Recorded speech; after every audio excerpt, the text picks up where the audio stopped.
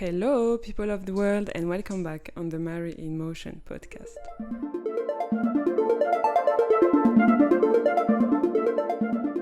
Today I'm joined by Max, who spent 56 days running and walking around Belgium to raise awareness and funds for refugees. Do you want to introduce yourself? Hello Marie, so I'm Max. I just finished my studies. I'm from Belgium. I'm 24 years old, and yes, I work around Belgium. How did this idea of running and walking around Belgium came to your mind? First, I wanted to discover Belgium because I did another trip in Spain and Morocco, but I wanted to discover Belgium, yeah. And then during my trip in Morocco, I was very pleased to be welcomed by people there. So I was thinking that we don't do that in Belgium, welcoming people so hurtfully. And then I thought, yeah, we should welcome people better. And my first idea was to bring like a piece of paper written welcome to people and work around the borders of Belgium saying welcome to everyone who wanted to come. But then the idea changed a little bit, but it stays then the walking and running around the borders. Okay, because you lived your whole life in Belgium, but you felt like you needed to discover more than what you already knew? Yeah, because Belgium is split in two parts, and we don't know very well each other. And I do love Belgium, and I do want to travel more respectfully for the nature and for the environment. So I wanted to travel sustainably and to discover the people of the north because we don't know really each other. And how did you decide to walk around it? Like, did this idea come up to you? Because at first you wanted to be with the sign at the border? Yep. And then how did it change? What happened? And what was your final idea? Because I like also the challenges, and I wanted really to travel the more respectful for the nature, and like working was the best option for that. So yeah, that was my idea. Did you walk around Belgium, like really around the borders, or did you walk a bit everywhere in Belgium? Almost like very near the borders, and I did along the borders is 1,400 kilometers, and that's what I did. But I was not just following the very line of the borders, because there were people waiting for me at cities nearby the borders. So sometime I went a bit further. And did you have any prior experience with some long distance challenges like that? Not really. I did some running challenges, but one day challenge. I did some long trail, but like the biggest was 60 kilometers, which is already long, but it's just one day challenge, so it's very different than what I did. And you could take all of this time off because you finished your studies. So it was after your studies? Yeah. So you had some time? Yeah. I finished in September, and then I traveled for 3 months abroad, and then I came back to prepare this challenge, and it took me 2 months because I had a free year that I wanted to travel. So at first it was an idea of traveling just and discovering my country. That's such a good thing, because so many people go abroad and they don't even know their own country. I also speak about myself when I say this, but it's so cool. But how did you prepare? Because you said some people were waiting for you and you had to organize. How did it happen? In fact, I was doing this for an association, BelRefugees. So they did a message on their website to explain my project for them.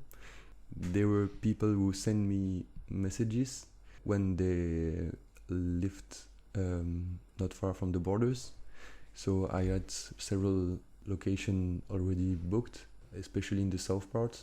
Yeah, so it was one part of the preparation, and then I tried to prepare myself the best I could do, because I had 1 month and a half before I wanted to do this thing. So I just run every day for 1 month and a half. So it's not a thing a physiotherapist would recommend me, but yes, that's what I wanted to do at this time. To prepare. Yep. And do you think it worked and you were well prepared? Yeah, I didn't injure myself at any point, and I felt very fit at the beginning. So yeah, that's what I had to do. Okay. And why BelRefugees? Why did you choose this association? Because it's a big association in Belgium who hosts refugees and help refugees. And yeah, it was with my trip in Morocco that I thought this idea, because I saw people on a boat between Canary Island and Africa.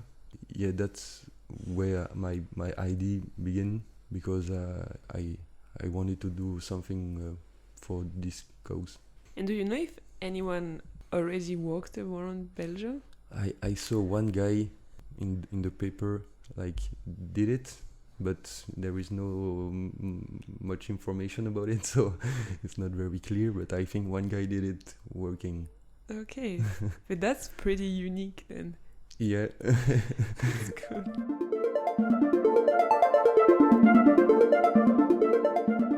And so during the journey, what would a typical day look like?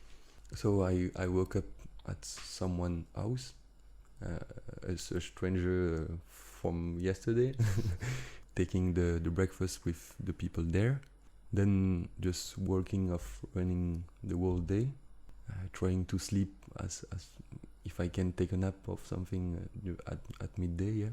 But at this time it was in February, so it was very cold, so I couldn't sleep outside of, so yeah, just eating something as quick as possible because I was freezing, and then joining my host for the night, also strangers. So I met a lot of people every day. It was another family. Why did you decide to do it in February? It was a part of the challenge also. I wanted to do it as fast as possible because I wanted to begin to work after that. So yeah, it was my next challenge, and it was in the winter, so it was part of the challenge. Yeah. And what was the hardest part? Was it the cold, meeting new people every day? Yeah. The cold was a big thing, but also the tiredness, socially and physically, because it was either the best part and either the worst part, I would say, because every day I was just super tired, like I never experienced that tiredness. And at like 6 p.m. I knew that in 30 minutes I will, after this long day, I will meet new people, and I wanted to give them a good evening. I didn't want to just be there and be the most tired person. That was the hardest part. Yeah, I guess you are so tired you would just like to sleep, and then Yeah. you have to entertain some people. But at the same moment, people were super friendly with me. So when I entered the house, it was most of the time super good evenings, and I was just super happy to be there and super grateful for their welcoming. Did it ever happen that the family was not very nice or you had a bad time? No, never. And even I was scared of explaining my project everywhere, and I was scared to meet people who were against welcoming refugees or something. But I never met a person against my project. Never people spoke badly about it. So I was really amazed and surprised of that. And did you meet refugees during your trip? Yeah, 1 or 2 times, I think. No, more than that. I went in center. We were hosting refugees, and so it was also very very good to listen to the trip also from their country to here. Yeah, and also see that the association you were running for was doing some good stuff and you were seeing it live. Yeah, I didn't went to a center of BelRefugees, but I spent time with people who receive advices and everything from the association. So it was a part of it, but not the main stuff. Okay. I forgot to ask you earlier, but how did you decide every day if you would walk or run? Depends of my strength of the day and my broadness too. If because also if I run, I arrive earlier at people houses, and I didn't want to arrive at 3 p.m. and spend the whole afternoon. So I wanted to arrive at a cool hour like 6 or 7 p.m. or just a bit earlier. So sometimes I just walked because I wanted to spend my day in the forest also and not to arrive too early. Was it not boring to do the same thing every day and walk just in the forest every day by yourself? A bit, yes, it was a bit boring, but I felt grateful of doing this and that this project was well perceived by other people, and that I was just working and running my whole day for 2 months, and that people see that as a good thing. I was super grateful also. So how did this help the association? Were you raising money or raising awareness? What did you do for the association? The idea was to raise awareness and funds for the association, and it was a good win for the two of them because there were a lot of newspaper who were talking about it. I think at least 10 or something. No, not at least. Maybe 10 maximum. But Okay. lots of them, so it was a very good thing. Also in the social media, we did a great job with a friend of me who were carrying the social media, Facebook and Instagram for this project. So she did some videos and something to explain the project and where I was going to and the center where I was spending my time. So this part was very good, and there were in fact a lot of people who heard about my project, and still now, months later, people are still talking about it, like, oh man, I saw your project, it was very cool. So that means that's worked. And at the other parts we raised money, and we raised more than 6,000 euros. Okay. Yeah, so it was And how did you do it? Did you do some crowdfunding, for example? yes, on the website of the association there was a crowdfunding. Okay, so you were doing some kind of advertisement, and then people would just go to the website and like the project and give money. Yeah, exactly. Okay, that's really cool. And so how did you do for the social media content? You had someone that would sometimes come with you and record what you were doing, or were you recording yourself and then your friend was doing the social media? I was recording myself. Just 1 or 2 times there were a person who came with me to record videos, but in the daily process I did it myself, and I sent it to my friend who were carrying everything else. Okay, so you just had to walk, run, make videos, and they would do the rest. Did you ever think about giving up? That's a good question. Yes, just one time, because I felt sick for 1 week. Like I faint in somewhere I was sleeping. So I came back home. My father picked me where I was sleeping, and for 1 week I was at home. So there it was in the middle of the challenge. So I was wondering if I wanted to continue, because it was all the tiredness of the challenge and everything. I didn't imagine myself of going on and going back to this tiredness and But I received a lot of messages. There were a lot of people cheering me, and I was super grateful for them also. And I realized that I was in the middle of a super good thing, and it lasts only an half of it. So I wanted to finish that. And you did. Yeah.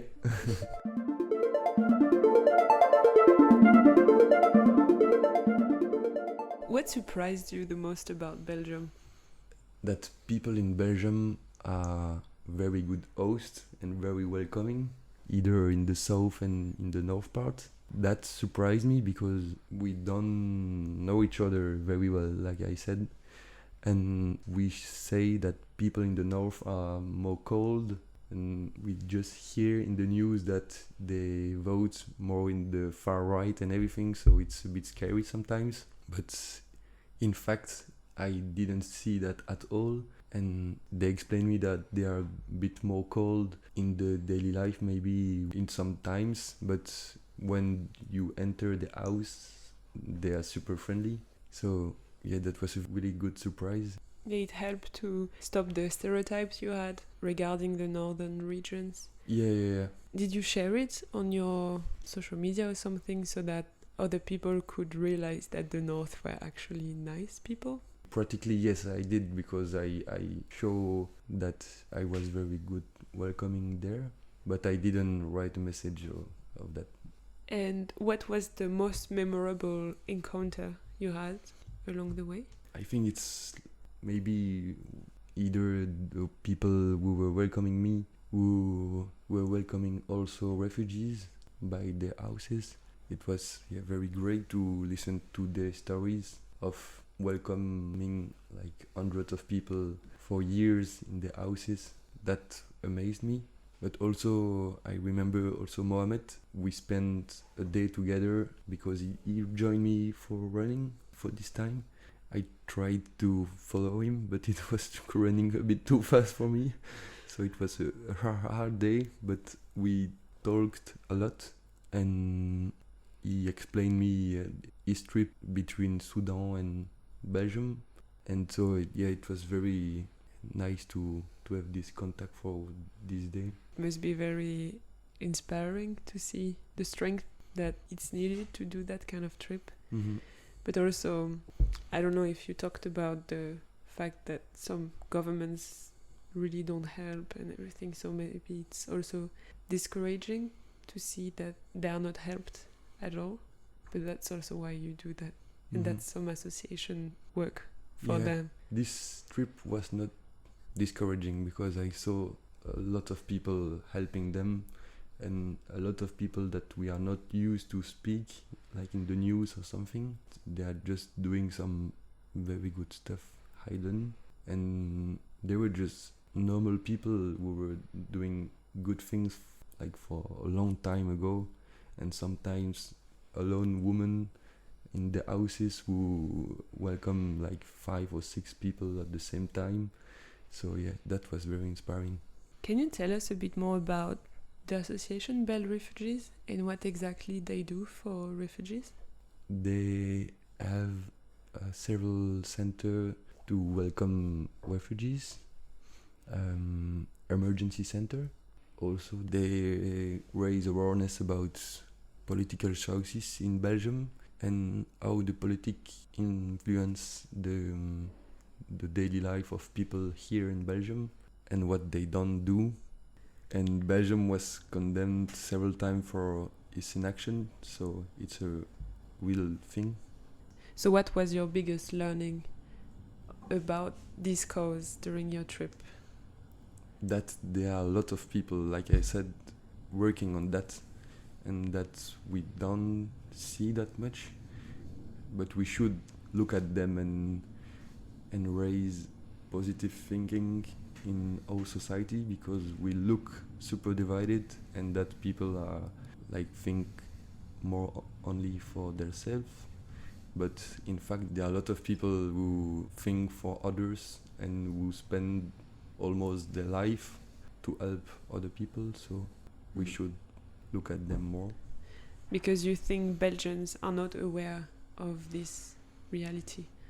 No, I don't think the common people realize it, because people just do their life. So I think there are a lot of people who are aware, but not enough. I think lots of people do their life and without thinking about consequences of even what we voted, but we can see the consequences in the field. But maybe, yeah, with projects like yours, people see more and more, and you manage to raise awareness. And I hope if some Belgium listen to this podcast, maybe they will feel inspired. Let's see. Hopefully. And what about personally? What did you take away? Maybe more about myself, but I learned that I can fit in varieties of sphere, and I can spend very good nights with strangers every night, and to connect with totally random people just for one night. And still now I have some people that I could go to meet them again, and that's what I did 1 month ago. I returned to see people who hosted me, and also physically I know that my body is able of doing weird things. And so do you have next challenges where you will see if your body is still fit? Yeah, maybe next year, because I met a journalist at some point, and he wanted to do a podcast with me for my next travel, and maybe we will do something either in Belgium or in France. Yeah, but we are not sure, but we are working on it. On your next project? Yeah. And you don't want to tell us what it is? We don't know at this point. We know that maybe it will be for homeless people, and we know that I will sleep by people houses, but that's the only thing we know for now. So you really loved it and you want to do something similar in the future? Yeah. You want to sleep at people's houses to really see the real people? That's the thing I like the most, I think, to discover new people every day and to enter like the bubble of the people. Mm-hmm. Because when you enter the house of someone, the person can't lie about herself. Yeah, you see what's the truth. And even for me, there is something who go away between the person and me, because they are super friendly with me. So I know that they are good people too. So there is quickly a good connection with the people. I realize I don't do that enough, but you inspire me. Cool. Can you tell the people what they can do to support the cause? You can still send money to the association, not with my project, but still with the association BelRefugees. Maybe you can also spend your time to help them with the daily life in the emergency center, like to give food in the cafeteria of the center. Yeah, there are lots of things to do in these centers, so they also need people. But also trying to be aware of what's going on in our country, because our government for now with the Arizona is very bad for this kind of situation. So be aware of what is going on and maybe spread the word. Do you have some last thing you would like to say to the listeners? A message you hope to leave for someone? Nothing is impossible. Like, it looked crazy when I began, but at the end I just follow my body and follow my mind, and at the end I did it. So we should believe in what we think it's possible and just do it. And even if we fail, that's nothing. We won't die because we failed something. So we should try and see what happens. Thank you very much. I loved to have you on the podcast today, and I hope you continue fighting for the cause, and I hope some people will feel inspired. Thank you very much. Thank you. Bye. And see you in the next episode. Bye bye. Bye.